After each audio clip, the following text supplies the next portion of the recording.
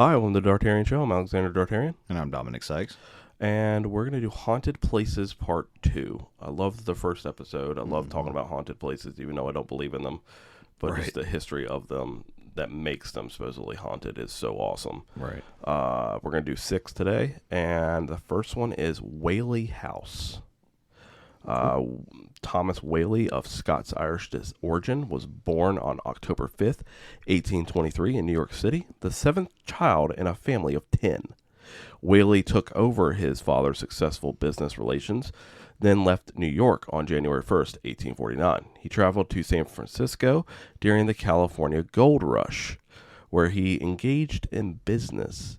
He then went to San Diego in September 1851. 2 years later, Whaley went back to New York and married Anna Eloise Delaney on August 14th, 1853. Together, they returned to California, arriving in San Diego on December 7th, 1853.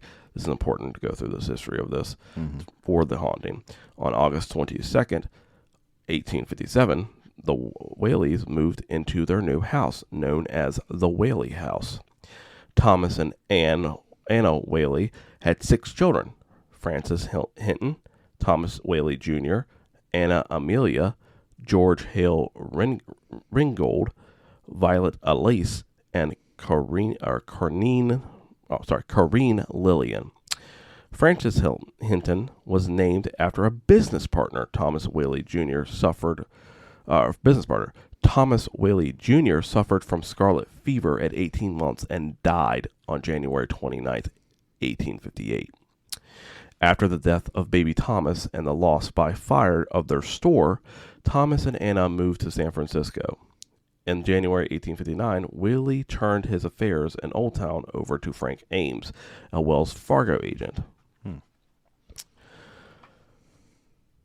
So, a lot of shit happened after the baby died. So, obviously, it's a very tragic time. In the summer of 1868, Thomas invested some of his new capital of stock in merchandise and headed back to San Diego. Thomas fixed up the old Whaley house, and Anna and the rest of the family arrived home in San Diego on December 12th, 1868. On January 5th, 1882, Violet Elise Whaley and Anna Amelia Whaley were both married in old San Diego. Violet married George T. Bettalucci, and Anna Amelia wed her first cousin, John T. Whaley, son of Henry Hurst Whaley, inside the family home. Unfortunately for Violet, just shortly after the nuptials, her new husband revealed to her in a letter about his sordid past. Bertolucci vowed to prove his worthiness, but Mr. and Mrs. Whaley would try to sever all contact. Suffering from melancholy, Violet committed suicide by shooting herself in the chest with Thomas's .32 caliber on August 19th, 1885. She was then 22 years old. Her suicide note read as thus: "Mad from life's history, swift to death's mystery, glad to be hurled anywhere out of this world." Wow. She wrote a poem. I guess, channeling her inner Edgar Allan Poe. The suicide note is a passage from The Bridge of Sighs, a poem by Thomas Hood. This particular poem is offered up by Edgar Allan Poe as an example of painting with words. He spoke of it as referenced in his published works during his lectures. Corrine Lillian was engaged at the time of her sister's death, but her fiance broke off the engagement due to the scandal it raised. After these tragic events, Thomas Whaley built a single-story frame home from his family at 933 State Street in downtown San Diego and moved into the new residency, leaving the Whaley house vacant for over 2 decades. Francis Whaley married Susan E. Murray in Mendocino, California on December 31st, 1888. On December 14th, 1890, Thomas Whaley died due to ill health at the State Street address. Anna Amelia died in Modesto, California on December 12th, 1905. Meanwhile, the old Whaley house remained vacant and fell into disrepair. In late 1909, Francis Whaley undertook the restoration of the building and turned the home into a tourist attraction, where he posted signs promoting its historically and entertained guests with his guitar. Anna Whaley, Thomas's widow, Corinne, Lillian, Francis, and George all lived in the old Whaley House in 1912. On February 24th, 1913, Anna died of 80 years of age. A year later, Francis Whaley died on November 19th, 1914. George Whaley died January 5th, 1928. In San Diego, and Corinne Lillian Whaley continued residency in the house until her death in 1953. After the history of success and deaths, the Whaley House remains well known as a haunted house. It is said that the guests and the staff from time to time will catch a glimpse of a ghost of a Whaley family member who died inside the house, such as the baby Thomas Jr., Violet, Anna, Francis, George, and Corinne Lillian Whaley. So... family ghost. Yeah, family ghost. Like, everyone pretty much died in the house. Yeah. Like, they went back there to die. Right. So that's pretty much the rumors of the haunting. They're based on strange noises and sights. It's considered, in 2005, Life magazine called the Whaley House the most haunted house in America. So they offer ghost haunting tours, and additional tours are offered around Halloween. So, and they just reopened it. That's cool. So that is really awesome. So if I went to a haunted house, like a legit haunted house, I wouldn't do it as part of a like a tour or an attraction. I would go to a haunted place by myself or with a friend, just like at night with just some like do a cameras or whatever. lockdown. Yeah. Because that's the only way you're actually going to see anything if it's real. Kind of like Ryan and Shane. Yeah, it's the only way you're going to be able to. If you go in with a tourist attraction or it's gonna seem more fake. Yeah, exactly. Yeah. Or it's going to feel like it's staged, or maybe it is actually staged. In those situations because they want to keep bringing people in or whatever. Mm-hmm. All right, go ahead, Dom, with your first one. All right, so I'm doing Kennecott Mine. In the late 1990s, construction workers building government housing in a remote corner of Alaska, 300 miles east of Anchorage, started hearing strange sounds. They then spotted strange shapes. Suddenly, tools they knew had been affixed to their belts disappeared. It was enough to frighten off even the boldest and bravest public servant, the Anchorage Daily News reported, and the whole project is said to have been canceled. The bizarre activity took place on the old railroad grade leading to Kennecott, a copper mining town established in the early 1900s. The mineral dug out of the cliffs that had turned green from oxidation was more valuable than gold in those days, turning Kennecott into a booming town overnight. The copper ore was shipped down the mountain by rail for 200 miles to Prince William Sound, where it was carried by ships to smelters in Tacoma, Washington. Financed by J.P. Morgan, the railroad was an engineering marvel, with tracks having to be constantly adjusted because they were laid right on top of shifting glaciers. Untold numbers of workers died building that railroad, and many believed it was their painful cries and ghostly shenanigans that afflicted the modern-day construction crew. By the late 1930s, after generating as much as $300 million worth of copper, the ore ran out, and Kennecott quickly turned into a ghost town.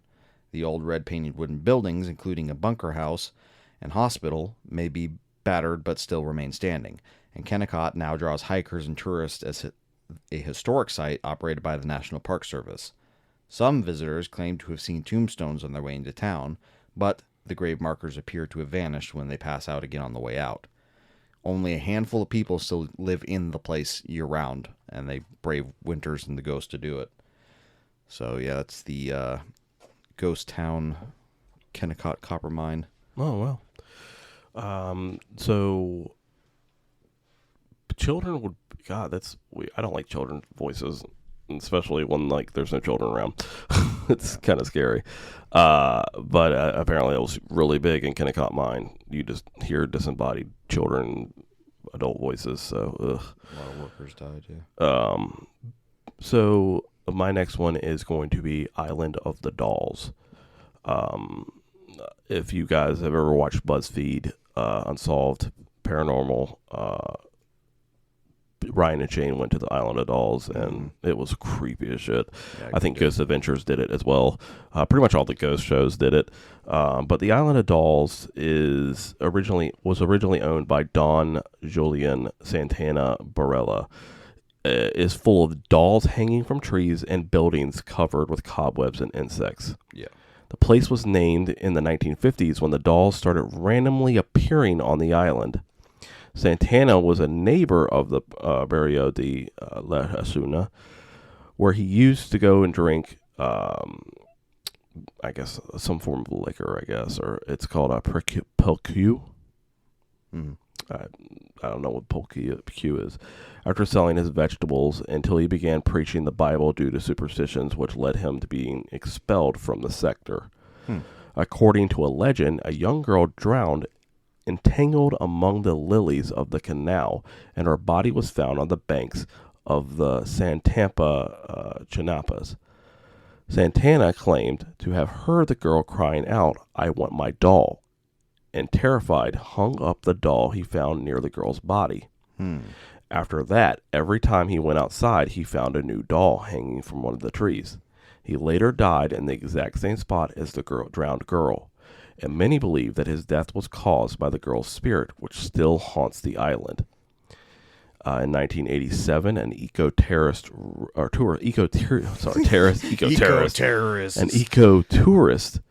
rescue was made, and the island was found covered with water lily.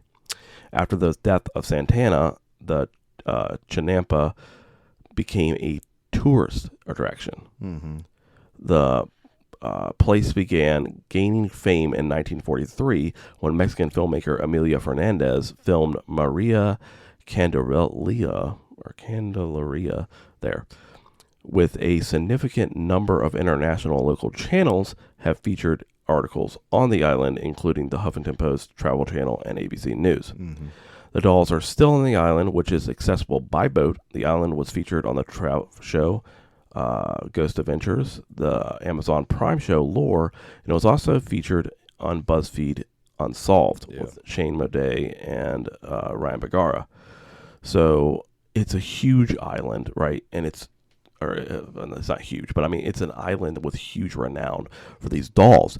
Do you think that the man was killed by the girl's spirit, or do you think he just died? I don't think he was that old, and some say that he may have died of a heart attack. Do you think it was a girl's spirit? I can get behind it, yeah. I mean, the doll thing's kind of weird. It is weird, and if you've seen pictures of this island is covered in dolls, and there's stories about these dolls. Like, some of the dolls have a mind of their own. They move on their own. They move around. They follow you and stuff. And these dogs are creepy as shit. A lot of them are missing eyeballs or whatever. Yeah. So yeah, it's definitely weird. All right. Well, go ahead with your second one. My second one is going to be Lalaurie Mansion, which is a very popular. Yeah, I think it was in American Horror Story. Yeah, it was. Yeah, in the third season, I believe. So for almost 200 years, there have been reports of paranormal activity coming from the house. Right, Lalaurie Mansion is obviously owned by Delphine Lalaurie, which was a notorious for her ownership and treatment of slaves. Anyway, but paranormal activity has been reported in the house for a long time. And a lot of the hauntings are attributed to the slaves that she kept on the property. Yeah. There's a room in the mansion where slaves were often kept, and reports of moaning coming from that room are common. Phantom footsteps echo through the house with regularity. Many people who stood near the house have reported feeling as if they were being taken over by negative energy. Despite all of the ghost stories and paranormal happenings at the house, it would be, it'd be weird to assume that all of them would just be traced back to her alone. Can't all be just the ghost of her slaves. There's probably more to it. So, because in 1984, a tenant who lived at the Lalaurie Mansion, which is at the time converted into apartments, was brutally murdered in his room. They found his belongings ransacked as if someone had gone through them. The police assumed that he was a victim of a robbery, even though there wasn't anything of value found missing. An interesting account regarding the murder deals with the police interviewing neighbors about his disappearance. One of his friends claimed that he was having problems with sprites in his house. His friend wrote it off as his imagination running wild with him, but he did say something interesting. He claimed that his friend told him that there was a demon in the house who wasn't going to rest until he'd met his end, which the man did inside the house. It's possible that at least some of the ghostly phenomenon can be a result of the brutal murder as well. They'll never know for sure, because obviously they just wrote it off as a robbery or whatever, Yeah. but it's believed it could possibly have been he was killed by one of the entities that is in the house. But it was also converted for a brief time, into a school for all girls during the mid to late 19th century. And had been, at the time, one of the few mixed schools in the city of New Orleans. But politics during the Reconstruction era were convoluted, and sure enough, soon after the school, at the 1140 Royal Street, which is the address, it was converted into a all girls African American primary school. Within a short amount of time, reports of physical assaults came to light. We know that the young girls would approach their teachers, tears streaking down their faces with their sleeves rolled up, and their exposed flesh of their forearms were either scratched or bruised. Who did this to you, the teachers would demand, and the answer was always one and the same: that woman. Lathery. Probably, yeah. But these girls were young enough to be probably not aware of the whole story of Madame Delphine and the devastating tragedy some decades previously to that. Yeah. Moreover, it was unlikely because back then, within that time period, they wouldn't be talking like we talk about it today. Yeah, absolutely. It was still in use then. It was just another. It's like if you go into a house, you go to buy a house. Most of the time, you're not going to be looking into the history of the house unless you experience something in it. Well, I don't think they taught the history back then as well. That's what I'm saying. Yeah. The girls were young enough not to know the story, basically. It was unlikely that the teachers themselves would tell 6, 7, or 8-year-olds about the starvation and the moral torture that the slaves faced then. So you had to wonder if it was the girls playing tricks on each other, or if there really was a ghost spirit of Madame Delphine there. It might have been a little bit of both. Yeah. But it wouldn't be too far to assume that if there was a ghost of her there, that she would be terrorizing them. Yeah, absolutely. Yeah, especially. But yeah, there's a bunch more events obviously that have happened throughout the years. But yeah, it's a very, very famous house in New Orleans. Yeah, and just horrible. I don't think the events in American Horror Story happened like that, the way that they did. I know that there was a house, or there was a fire that broke out. It did not burn the entire place down, but I think definitely that she was caught mistreating. Oh yeah. Her slaves and stuff. So obviously, and even then they were like, okay, this is too far. So there must have been something she was doing way wrong, because I know I get a lot of my information from movies, but every movie I've seen where it represents how they were, it was probably 10 times worse than any movie we've ever seen. Mm-hmm. So at least 10 times worse. So for them to be like, okay, this is too far, it must have been 20 times worse than what we've seen in movies. I mean, I feel God, and she probably did not die the way she should have deserved, to be honest with you. Yeah. So my third one is Port Arthur. It's in Australia. Even before Martin Bryant, then 28, pulled a semi-automatic rifle from a bag in 1996 and started killing everybody in sight. God damn. This one-time penal colony had a dark reputation for pain, torture, and death. Really? Yeah, that's why firearms are illegal to have in Australia. I remember that. Because it was like I think it was before, but besides the one in Norway, I think it was like the biggest massacre that ever happened. During the 18th and 19th centuries, the British Empire emptied its jails and sent its criminals halfway around the world by ship to Australia in what history calls the transportation. The worst of the lot, those who still got into trouble after the arrival down under, got a one-way ticket to Port Arthur on the island state of Tasmania. More than 12,000 men endured whippings, chain gangs, meager rations, and solitary confinement from 1833 until 1877, in what author Robert Hughes called Australia's Decal, where the prison graveyard contains 1,646 plots, Wow. but only 180 of them, mostly prison staff and soldiers, are marked. Wow. Port Arthur has always dominated the popular historic imagination in Australia, Hughes wrote, as the emblem of the miseries of transportation, the hell on earth. After it was closed, the prison buildings were abandoned and decayed until the site was converted into a historical area and a popular tourist destination, Right. offering nighttime ghost tours of the decrepit buildings by lantern light.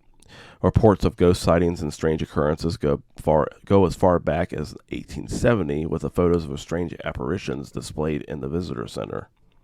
Among the visitors to the colony was Bryant, a local Tasmanian with a history of psychological and behavioral problems.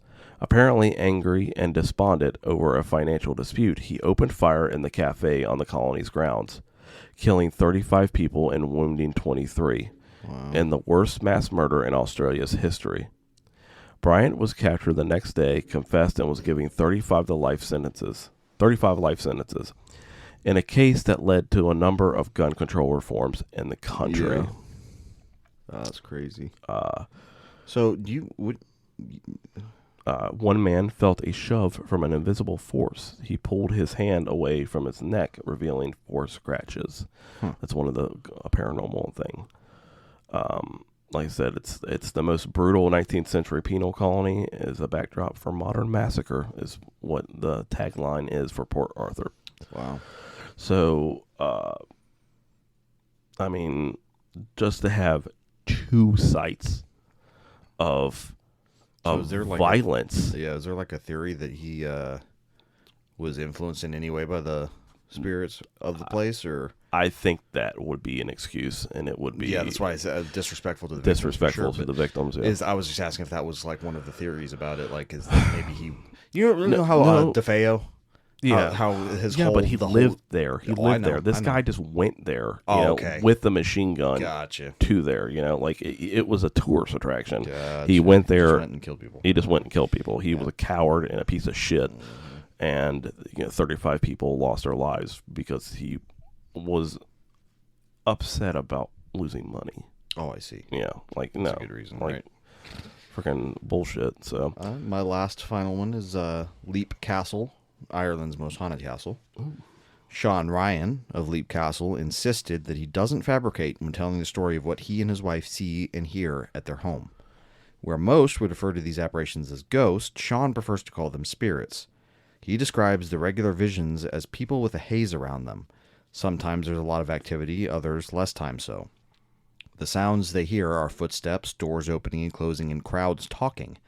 However, on occasions that he's gone in the direction of the noise, nothing is apparent there. With the location of the spirits always out of reach, right? Yeah. No matter how loud they are at the time of going to go look to see what it is, there's always gone. There is a spirit, though, a lady who touches off of people. A lot of guests to the castle also have felt her presence. The remarkable thing Sean told us was that his experience never seems to alarm his guests. Right? So that's weird. How do you not... So they're like friendly ghosts? Comforting. A lot of times when people are touched by apparitions, they can feel the difference between malice and benevolence. Well, Sean doesn't regard his home as haunted, right? And as far as he's concerned, the spirits he sees and hears have as much right to live there as he does. Okay, well. Sean is happy to continue to live alongside them as long as he has done since 1994, when the restoration on the castle began. But there's actually a video, interviewing the guy, talks about it on the website and everything. But yeah, that's the most haunted castle in Ireland, and people have seen these ghosts and stuff, but it's like a different type of, haunted. It's malevolent. They're benevolent. They're not messed up or absolutely. And that has happened. There's been hauntings to where people have, it's not bad. It's maybe they don't know they're dead. Or, and like this, like I said, I don't believe it, but like I get the rationality of people, like rational people are like going and they're just like, well, I felt safe. I didn't feel threatened in any way. And Right. like, not every ghost Is like that. is malevolent, or full with malice. They wanted to hurt people and stuff. Yeah. There's people that, like, maybe they didn't believe in God. If you believe in Christianity or any other religion, to where you go to a better place after you leave, maybe they didn't believe that, or maybe they just had unfinished business that they just weren't ready to move on, or they could have just not like died and realized they weren't dead yet, and they're just living their life. Yep.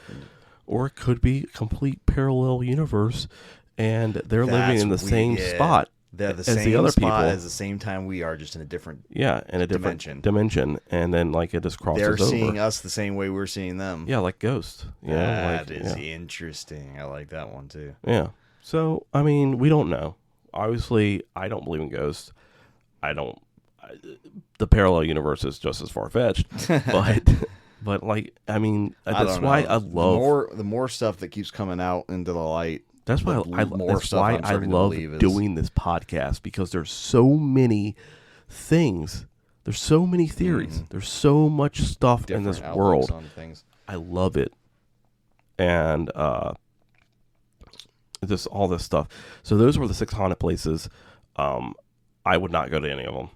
I'd go to the castle, Leap Castle. I really want to go to the Australia one. The Port Arthur. I'd rather just because I just want to go to Australia. I just want to go to Australia. Australians and New Zealanders do not want us there. No, they don't. No, they don't. They don't. But I mean, I would just love to go there once, just to. And Port Arthur is one of the stops that I would go to. Yeah. The only thing stopping me is that the majority of the animals there want to kill you. Like that country was just made to kill people. Well, they're used to it. They know. Yeah. Oh, yeah. They know. They get stuff. those. Yeah, but they get those big. I see those videos where they get this big ass spider or something. Nope. I would never live there. I would go. I'd go for maybe a week. We've got some pretty crazy stuff here that other countries don't have. Yeah, that we do. But like I said, I mean, the majority of the animals in Australia will kill you. Yeah. Either poisonous or just poisonous, or just crocodiles and alligators and sharks. And if that won't, then the desert or the Never Never will kill you. Yeah. I think that's what it's called, the Never Never. I don't know. I think that's what it's called. Anyways, it's what it's called in Mad Max. So yeah.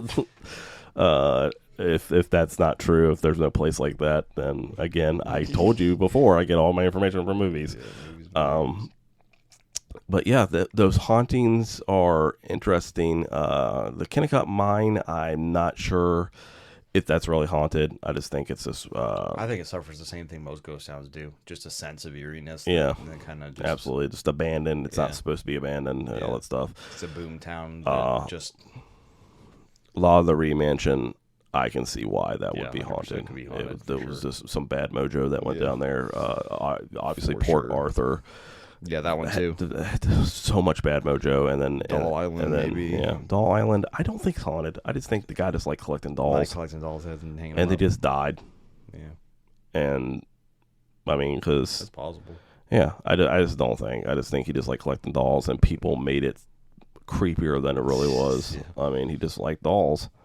And like, I mean, Whaley House, just a shitload of the whole family out there, and stuff. Yeah. And when I first heard about the Whaley House, I was told that everybody was murdered. Mm-mm. But no, it was just everybody died. They died of natural causes and other illnesses. Do you feel like it's more likely to get a malevolent spirit, right? Mm-hmm. If they died in a violent way? No. You think it doesn't make it more likely? I think it comes down to the type of person you were before you died, and I also think that how sudden it was. I think that if it was sudden, like you just died, didn't know that you were going to die. You could. I'm not talking about just like the likelihood of coming back as a ghost, but I'm talking about specifically coming back as a malevolent ghost. I think it, like I said, depends on the person that you were before you died. Like I think violence would have something to do with it. Like Delphine Lalaurie. Yeah. 100% believe that she would be a malevolent ghost, especially towards for sure. People of color. Yeah. Just because she was a white woman in a time to where they owned slaves. They owned slaves. So, Definitely believe that she would be a malevolent spirit, especially to people of color. Also, with the Port Arthur, a lot of torture and everything like that. And then on top of that, a modern mass shooting. Yeah. I don't know. I don't think the people who were shot would be malevolent per se. Yeah.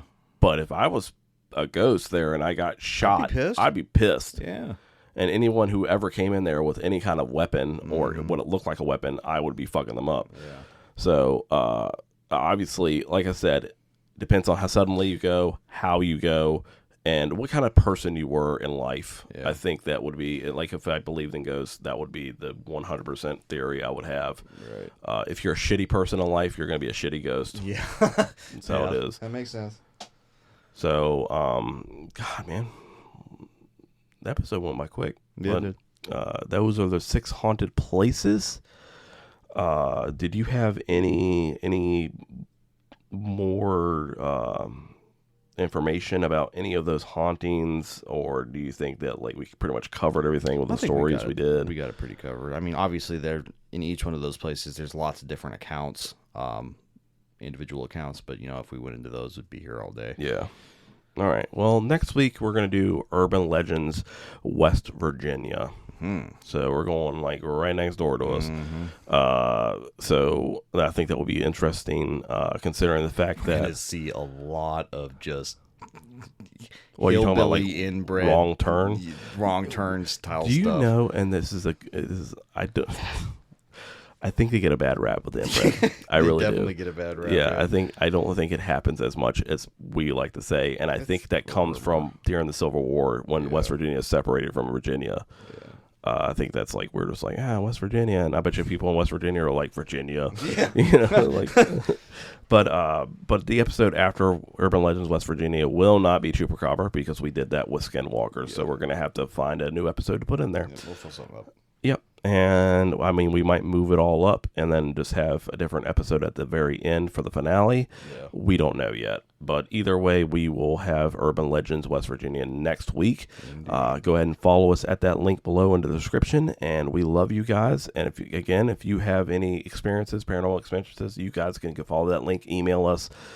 Do you have stories of the places we talked about? Have you been there? I mean, we'd love to hear everything. We do have a YouTube channel, so if it's more convenient for you guys to listen to this on YouTube and then comment, please do. Yep. We answer, and we love every comment we get, negative or positive. We don't care. We're on TikTok. Go ahead and follow us there, and you can communicate with us on that. Anything, we love communication. I for one love talking. As I keep going on trying to end the episode, talking for another 5 minutes, stretching that time. But so you guys love to be here, love to talk, and thank you guys for listening. Thanks for listening.